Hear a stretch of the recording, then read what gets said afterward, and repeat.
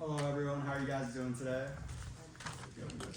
My presentation is on the cost of living and its influence on the well-being of college students. I'm Patrick. I'm Cole. I'm Mark. I'm Hallie. And I'm Ian. Just to give you a quick overview, we're going to go through a quick introduction, right into our literature review, hypotheses, variables, and our survey plan, how we recruited for our survey, the responses, the descriptive analysis, data analysis, results, and then our recommendations, and a final thank you and question and answer. So our research topic is the cost of living and how it affects the well-being of a college student.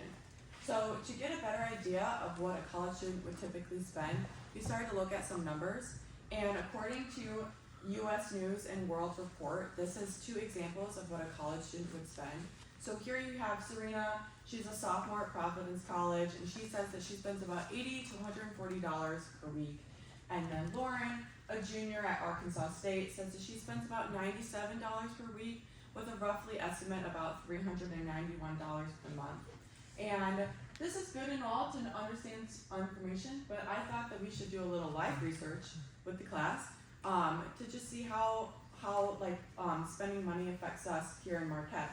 So would anybody want to volunteer what they think they spend weekly here? 120. 120? I kind of got around the same number. I would think that I would spend probably like 110, 120. Anybody know what their monthly expenses are? 25, Yeah, 2500 maybe. yeah. When I was doing my own kind of like research, with rent included as well, I kind of got like around 1,300. And so I thought that this was important that we would talk about because it leads directly into our literature review, which is next. So going to, off our literature review, to dive deeper into this topic, research shows that there's patterns with students and how they manage their finances. So for example, Bennett found that off-campus students often develop stronger financial habits due to managing their own responsibilities such as paying rent, utility bills, buying their own groceries, stuff that we probably do every day, and because we have those responsibilities, we create better financial habits.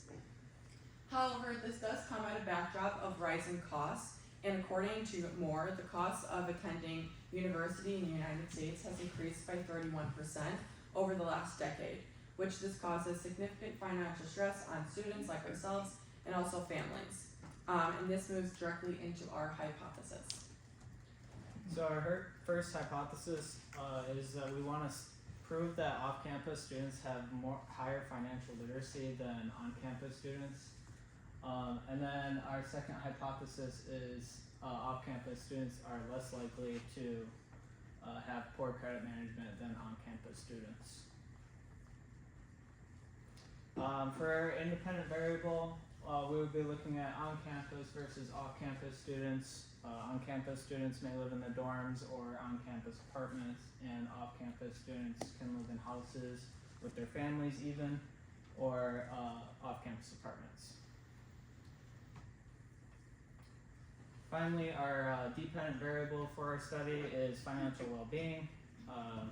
It is defined as like having the financial security, financial freedom of choice, and the present and in the future, the 4 elements to financial well-being. And poor credit management is basically refers to a person's history of not paying bills on time and the likelihood that they will fail to make payments on time. And then these are just our 2 dependent.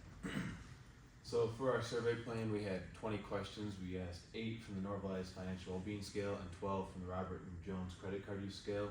And we used the Likert scale, which was best for our questions from strongly disagree to strongly agree, and took about 5 to 10 minutes.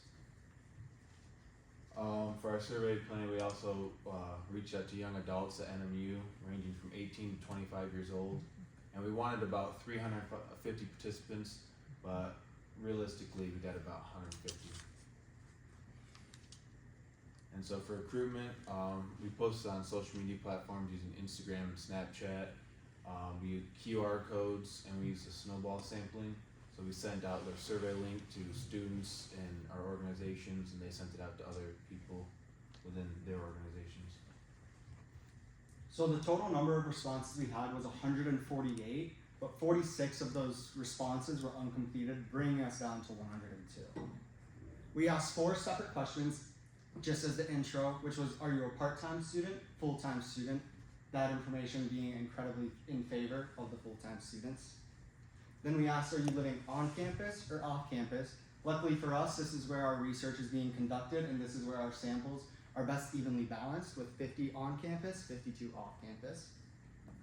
Then we just asked, what's your general age?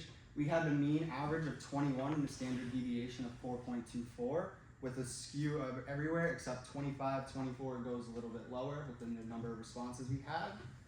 And then for just our last question, we asked what class you're in. We had a nice skew around, averaging anywhere between 20 up to 40, and of course, masters, they don't really have time to take our survey, so they're standing all the way back there with 2. So in order to assess our data, we assigned values to the categorizations. We gave a 1 to on-campus and a 2 to off-campus students. And then we created a value system for their responses to our questions that were measured on a Likert scale. For our positive questions, for example, I always pay off my credit cards at the end of each month. If you answer strongly agree, you would get a higher score of a 5, indicating that you have either better credit card management or more financial well-being. And then for our negative questions, for example, I worry that I won't be able to pay off my debt. If you answer strongly agree, you would get a lower score, indicating that you have poor credit management or less financial well-being.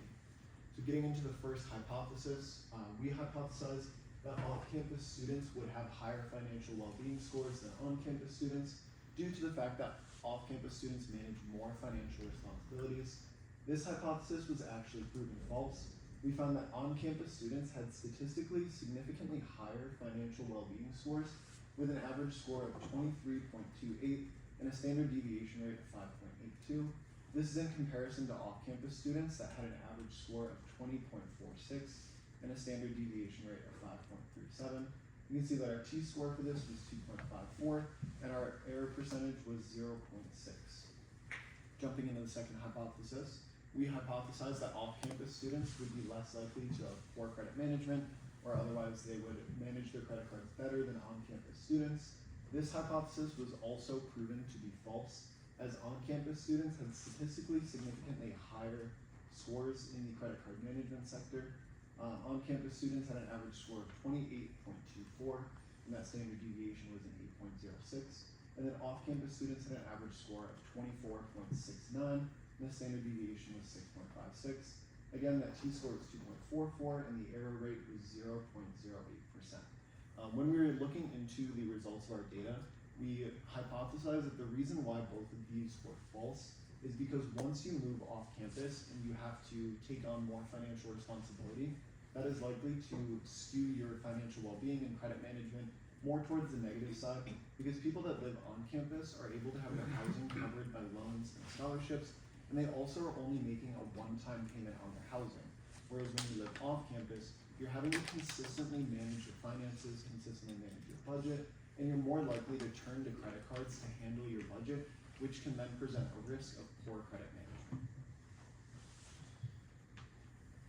And then finally, moving into our recommendations. So we broke this down into 3 categories, being class, clubs, and apps. So first, the classes. So we talked about intentionally building and focusing on financial well-being. So whether that is starting early in high school or getting here to college and choosing a financial well-being class that you can take over this course of being here at NMU. And then also clubs. So the club, like Beta Alpha Psi, is a professional organization that deals in accounting, finance, and computer systems. And they have chapters in colleges all around the United States and one here at NMU as well. So that's another thing that if you want to increase your financial literacy that you can join and be a part of. And then also finally, we talked about apps. There are so many resources that we can use nowadays with the internet and everything, and apps like this that we can have conveniently on our phone. Like Greenlight, which is a financial literacy app that you can practice and learn financial literacy in an easy and practical way on your own time. So those were our recommendations that we had for financial literacy. Thank you guys so much. You guys have